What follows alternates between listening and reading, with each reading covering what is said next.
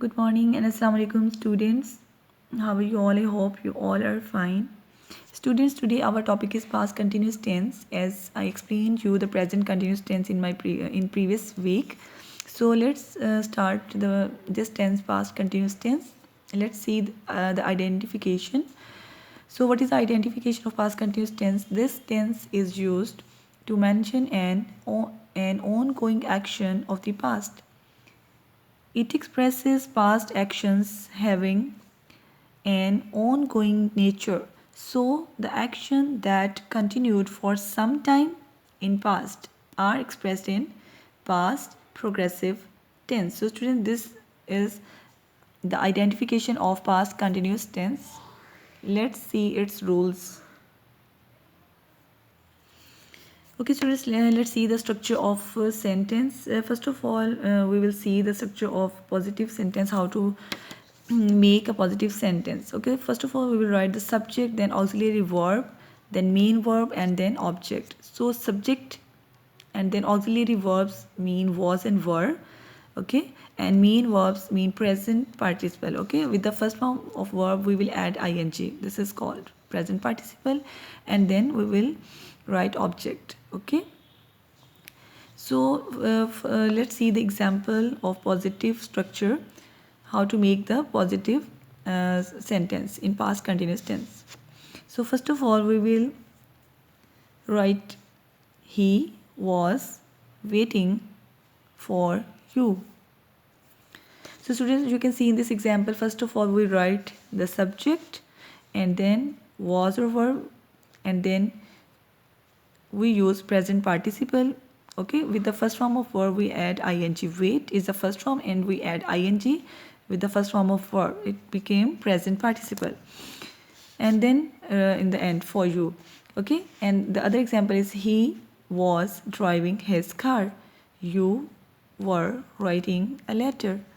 Students, we just have to uh,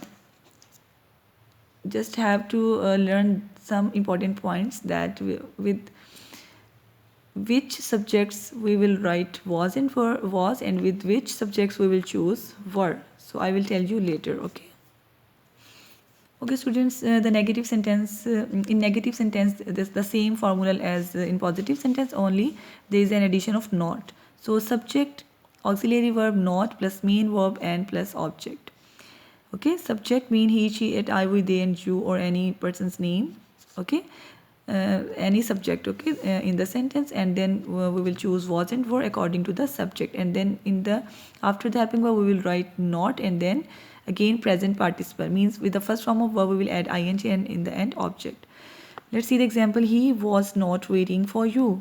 As I told you the previous example, he was waiting for you, and now in negative sentences we will add not between helping verb and between present participle. Okay, so he was not waiting for you. And the other example, I was not, with I we will use was, not sleeping, and they were not shouting.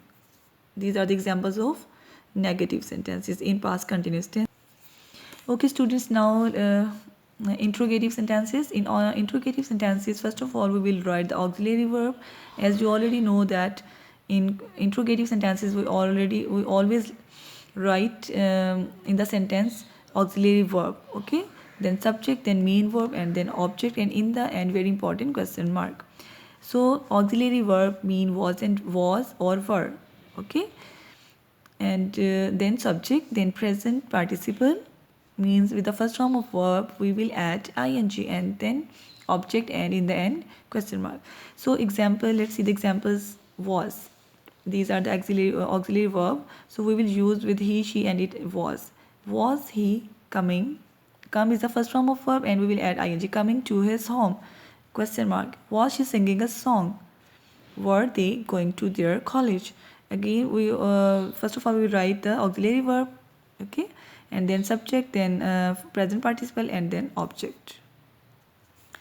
Okay, students, it is good to know to be singular. If there is singular form with I, you, he, she, and it, we will use was, and with we, you, and they we will use were. Okay, so students, so learn this table that was will be used with I if the sentence is started with I, he, she, and it, and verb will be used if the sentence will be started with we, they, and you. Okay, students, by adding by adding ing with the first form of verb, there are some important points. If the last letter is e, you will drop the e and write ing. Okay, in both these examples, and if the last letter, if there you can